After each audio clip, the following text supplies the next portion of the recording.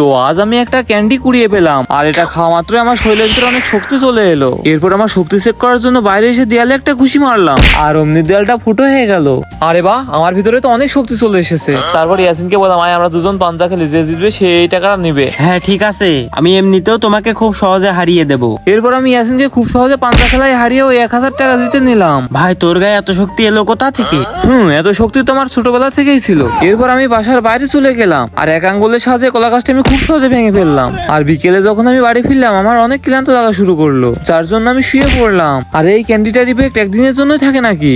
এরপর আমি ঘুমিয়ে পড়লাম, আর পরের দিন সকালে আমি আরেকটা ক্যান্ডি কুড়িয়ে পেলাম। আর এই ক্যান্ডিটা খাওয়া মাত্র আমি সব কাজ অনেক দ্রুত করা শুরু করলাম। আর ঠিক তখনই আমার বাবা এসে একটা কাজ দিল আমাকে, আর সেই কাজটা আমি 1 সেকেন্ডেই করে নিলাম। আরে বাহ, তুই তো কামগুলো অনেক তাড়াতাড়ি করে ফেললি। এই না তোর গিফট। আর ঠিক তখনই ইয়াসিন এসে আমাকে দেখছিল। আরে তানভীর আজকাল বদলে গেল কিভাবে? ভাইয়া আমি দেখেছি একটা ম্যাজিক্যাল ক্যান্ডির জন্য হচ্ছে এসব। ও ম্যাজিক্যাল ক্যান্ডি। আর এর পরের দিন সকালে ইয়াসিন ওই আসল ক্যান্ডির সাথে এই নকল ক্যান্ডি বদলে দেয়। আর তানভীর যখন ওই ক্যান্ডিটি খেলো তখন আর কোনো শক্তিই পেল না। আরে আজ আমি কোনো শক্তিই পেলাম না কেন?